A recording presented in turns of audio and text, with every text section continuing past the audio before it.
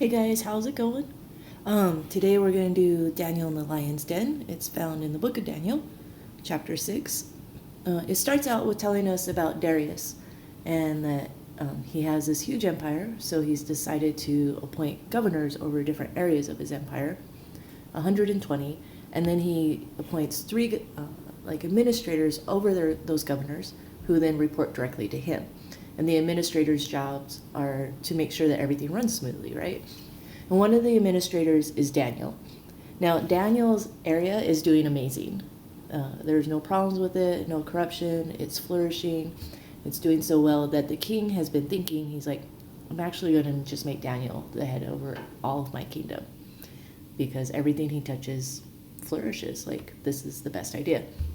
Well, the other governors and administrators are highly jealous of Daniel, and they're like, we're not having this at all. So they keep trying to come up with ideas to get Daniel in trouble, but nothing's working because he's a good man, he has integrity, and he's godly.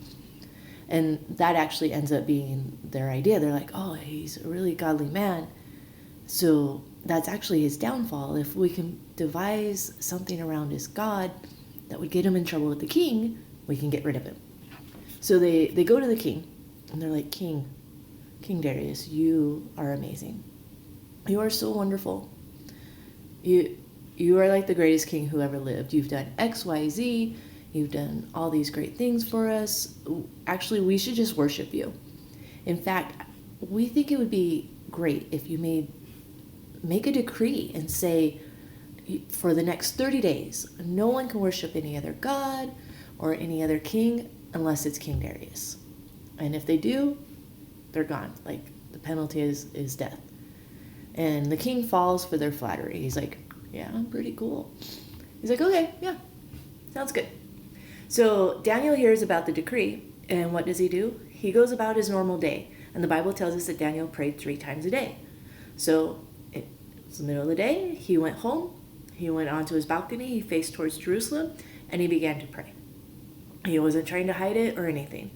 So the governors who are trying to trap him, they come running in, and they drag him out to the king's court.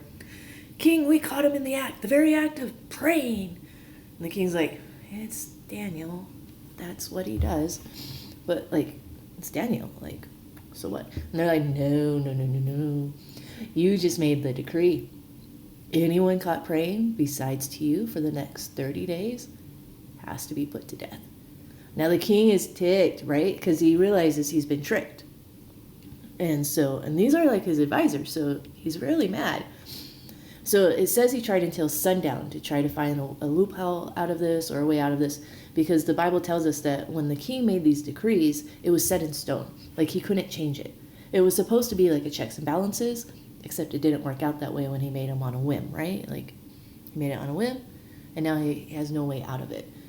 And so they take Daniel to the lion's den.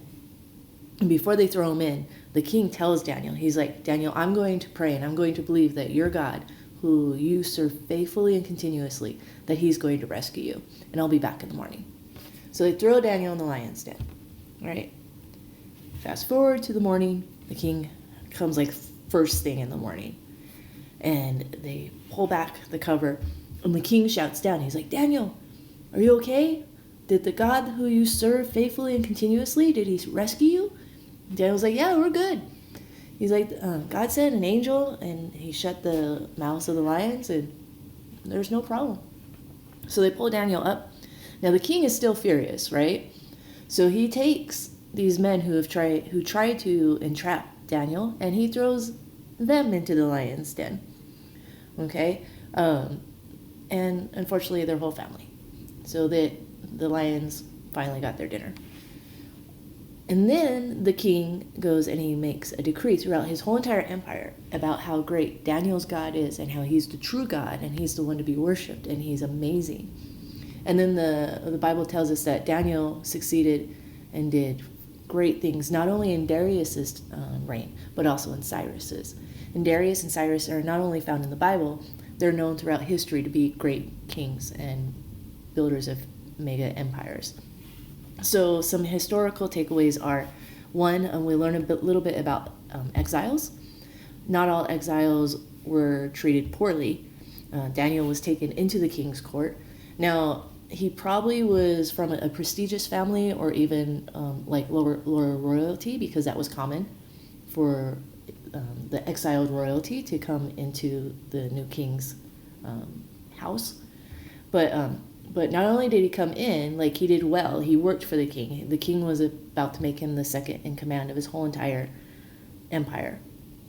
And so that kind of tells us also that at least Darius was open to the skills and innovations and the abilities of everybody in his empire, not just only if they were Persian or Medes on that. And then we also learn about executions and crimes. So feeding someone to a wild animal was one way. And then the other thing that happened was, if you were convicted of a crime that was worthy of death, not only did you die, usually your whole family died with you, especially if you were head of the household, because then the king and the kingdom take control of all of your riches and your property, and it all becomes part of the kingdom instead of having an heir on that. The biblical takeaway on that was God is faithful. I mean, he was with Daniel all the way on that. And not only did God's faithfulness save Daniel, but God's faithfulness was so strong that a heathen king recognized this God as the God on that, and said a proclamation that, hey, this God, he's it. And the thing I love about Daniel is, praying was part of his routine. He prayed 3 times a day. And when he heard that he was about to be punished for it, he didn't worry about that. He continued praying. He didn't try to hide it. He didn't change it up and make it a bigger deal. He didn't change it up and make it a smaller deal. It was his lifestyle. And that's how they knew how to catch him on it. And he was honorable and respectful to the king, but he knew in the end, the one that he had to answer to in the end for everything was God, and that's who he let guide his decisions on that. And then 2 things I just want to know. 1, what was it like that night in the lion's den? Were they asleep? Were they afraid of him? Did they even acknowledge him? Did they know he was there? Were they playful? Did he get to play with the lions? There's a gospel song that has a line that says, "The Lord made the lions a pillow for my head." I like that one because it's the idea of him all snuggled up, sleeping with the lions. And then the other thing I'm curious about is, it tells us Daniel prayed 3 times a day. So was that a personal conviction? Was that a cultural conviction? Did that cross culture? Was that a thing throughout the whole entire region, throughout the whole entire empire? You just prayed to your individual God? I'm curious about how that started, because there's other religions today that you pray X amount of times a day. And so where did that precedent really come from? Anyway, so that's all I have for today. Comments, questions, ideas, feel free to put them in the comment section below. Have a great day, guys. Talk to you later. Bye.